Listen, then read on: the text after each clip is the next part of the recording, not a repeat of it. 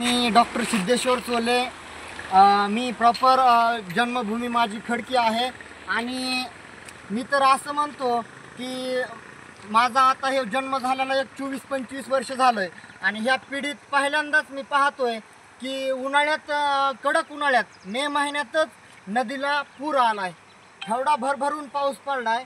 काही शेतकरी आनंदात पण आहेत आणि काही दुःखात पण आहेत।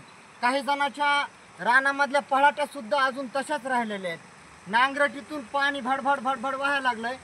खूप नदीला पूर आला आहे आणि मी तर असं सांगतो की मी हात जोडून सर्व शेतकरी मायबापांना आणि शेतकरी बांधवांना एवढीच एक विनंती करतो, दादांनो पाहायला गेलो तर वरचीवर टेम्परेचर वाढतच चाललं आहे। पत्रकार साहेब यावर्षी किती टेम्परेचर होतं आपलं? 54 का 48 किती 45 प्लस चाललं आहे। मी ह्या उन्हाळ्यात एकच संदेश देतो, या येणाऱ्या पावसाळ्यात प्रत्येक शेतकरी मायबापानं प्रत्येकाने एक झाड लावायला पाहिजे। दादांनो येणारा काळ आपल्याला माफ नाही करणार।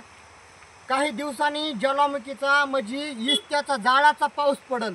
एवढी गरमी वाढली आणि झाडं लावा, झाडं जगवा। जिथं असतील झाडे झुडे तिथेच खरा पाऊस पडे, एवढीच एक विनंती करतो शेतकरी बांधवांना मी। बरं, एक अजून प्रश्न विचारतो डॉक्टर साहेब। हां, हे जे आज या ठिकाणी पाऊस इतका चालू आहे, होय, जवळपास